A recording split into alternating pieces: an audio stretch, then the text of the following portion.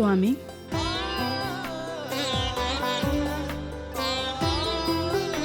देवी शची, वहीं दर्पण के समक्ष रुक जाइए। स्वामी मुझे क्यों रोक रहे हैं?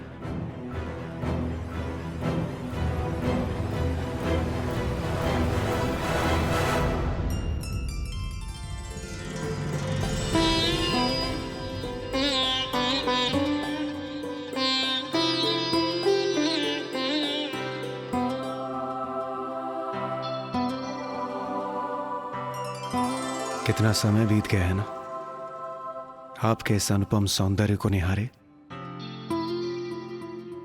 अब कहीं जाकर मुझे अवकाश प्राप्त हुआ है। स्वामी, मुझे इस सुख का आनंद लेने दीजिए प्रिय। किंतु वर पक्ष के सदस्य होने कारण मेरे इतने सारे दायित्व थे कि मेरा ध्यान बस उन्हीं में था। ये क्या कह रहे हैं आप स्वामी? देवराज के दायित्व तो व्यक्तिगत दायित्वों से कहीं ऊपर है। देवराज के पद के दायित्वों का इतना भार है मुझ पर कि कभी कभी मैं सोचता हूँ स्वयं के लिए मेरे पास तनिक भी समय नहीं है। एक दायित्व पूर्ण होता नहीं कि दूसरा दायित्व प्रारंभ हो जाता है। सोचता हूँ क्या देवराज का पद मैंने इसीलिए स्वीकार किया था। स्वामी, ऊंचे पद के उत्तरदायित्व भी बड़े होते हैं। ये तो आपका सौभाग्य है कि आप देवराज के इस पद पर आसीन हैं। देवी शची, बस कीजिए। ये पद, कार्यभार, उत्तरदायित्व की बातें छोड़िए, ये सब कुछ। वैसे भी इतने समय बाद तो मुझे समय मिलेगा कुछ विश्राम और मनोविनोद करने का। इसे यूं ही गंवाना उचित नहीं होगा प्रिय।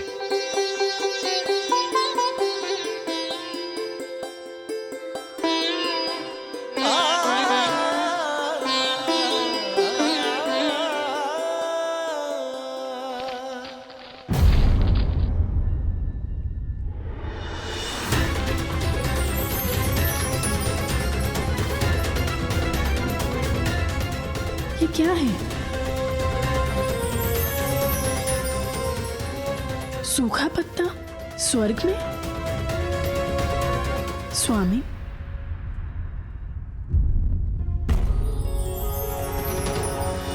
अवश्य किसी का संदेश है इस पर। अभी देखता हूं।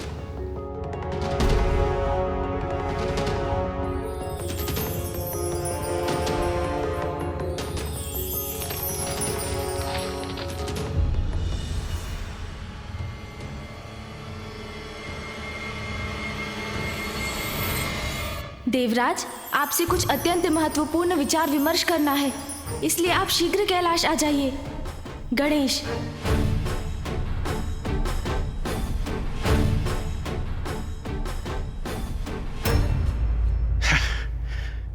अभी अभी तो आया हूं और अभी चला जाऊं?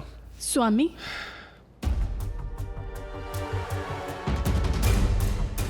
क्या हुआ स्वामी? ये देखिए देवी शची, कार्य कार्य बस कार्य। गणेश, मैं अपने सारथी मातली को ही भेज दूंगा। वही जाकर गणेश जी से पूछ लेंगे कि ऐसा भी क्या आवश्यक कार्य है। स्वामी, ये उचित नहीं कर रहे हैं। कुछ सुख भोगने के अवकाश का तो देवराज को भी अधिकार है।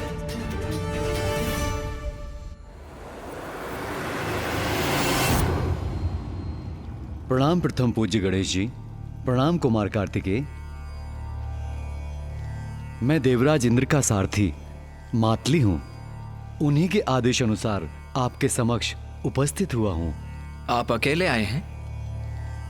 देवराज स्वयं नहीं आए? जी नहीं, वो बहुत थके हुए थे। उन्हीं के आदेश के अनुसार मैं आपके पास आया हूं। मैं आपका संदेश उन तक पहुंचा दूंगा। थके हुए थे, ये कारण है उनके नहीं आने का?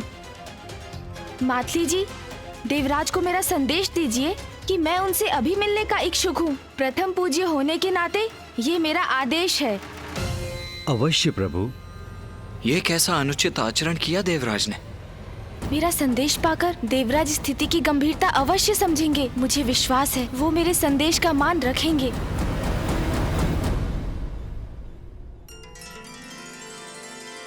आहा, अद्भुत।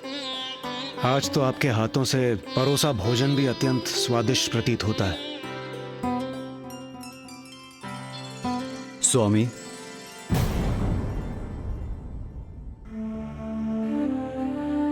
क्या हुआ मातली?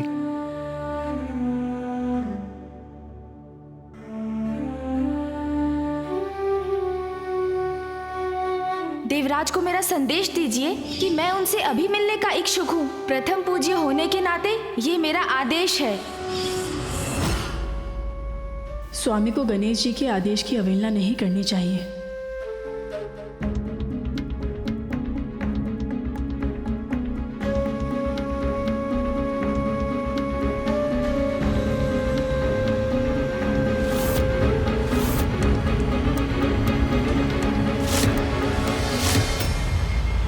स्वामी,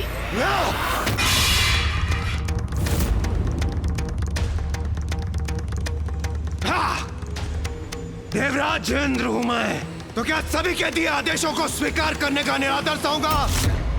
कदापि नहीं। शांत हो जाइए स्वामी। शांत नहीं होऊंगा मैं। आज ही महादेव से भेंट करूंगा मैं और इस विषय में बात करूंगा उनसे। रुक जाइए स्वामी, स्वयं को शांत कीजिए। इस बात को बढ़ाने का कोई लाभ नहीं। बात तो अब बढ़कर रहेगी देवी शची। देवराज इंद्र हूं मैं, कोई अन्य देवता मुझे आदेश दे ये मुझे कदापि स्वीकार नहीं। स्वामी, मात्र माता पार्वती और भोलेनाथ का पुत्र होने कारण हम उन्हें वो पद प्रदान कर दे जिस पद की योग्यता प्रमाणित करने के लिए उन्होंने अब तक कुछ भी नहीं किया। आपका अभिमान मेरे पुत्र के अपमान का कारण नहीं बन सकता।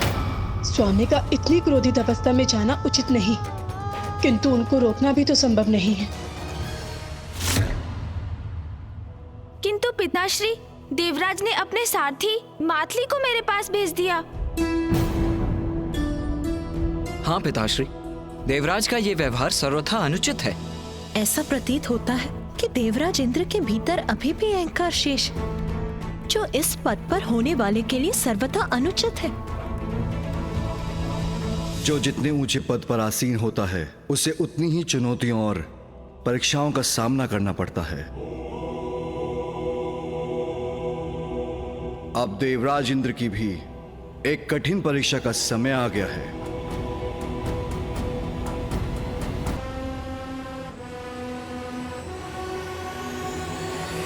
देवराज हूं मैं,